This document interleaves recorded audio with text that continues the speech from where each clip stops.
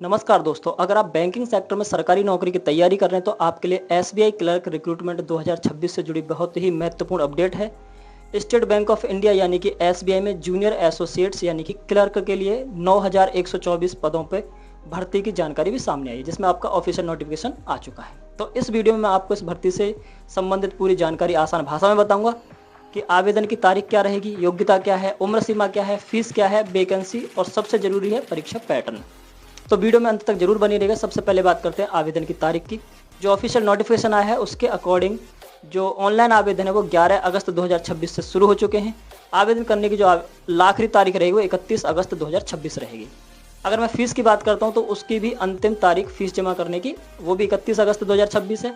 वहीं preliminary examination की जो तारीख है वो सितंबर में संभावित की गई है। जैसे ऑफिशियल नोटिफिकेशन आएगा उसमें डेट कंफर्म हो जाएगी। इसलिए अगर आप इस भर्ती के लिए योग्य हैं तो आखिरी तारीख का इंतजार मत कीजिएगा और समय रहते अपना फॉर्म अवश्य भर दीजिएगा। अब बात करते हैं कुल पदों की। तो इस भर्ती में 9124 जूनियर एसोसिएट्स यानी क्लर्क के लिए पद बताए गए हैं। अगर मैं पोस्ट की बात करता हूं तो जनरल के लिए 3253 पद हैं, ईडब्ल्यूएस के लिए 760 पद हैं, ओबीसी के लिए 1716 पद हैं, एससी कैंडिडेट के लिए 1114 पद है और एसटी कैंडिडेट के लिए 837 पद हैं। इसके अलावा 1444 पद बैकलॉग के लिए भी बताए जा रहे हैं। और अब बात करते हैं इसमें फीस की।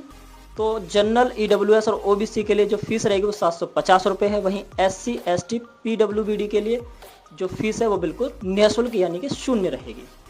फीस का जो भुगतान है आप ऑनलाइन माध्यम से कर सकते हैं। सबसे जरूरी कि कौन कौन आवेदन कर सकते हैं। तो इस भर्ती के लिए उम्मीदवार के पास किसी मान्यता प्राप्त विश्वविद्यालय से किसी भी विषय में ग्रेजुएशन की डिग्री होना अनिवार्य है।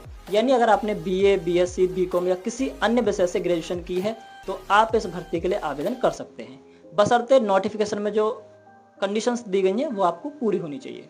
अब बात करते हैं एज लिमिट की। तो उम्र की गणना 1 अप्रैल 2026 के आधार पर बताई गई है। उम्मीदवार की जो मिनिमम आयु है वो 20 वर्ष और अधिकतम आयु 28 वर्ष होनी चाहिए। आरक्षित वर्ग के उम्मीदवार को सरकारी नियमों के अनुसार एज रिलैक्सेशन मिलेगा, यानी उनको एज में छूट दी जाएगी।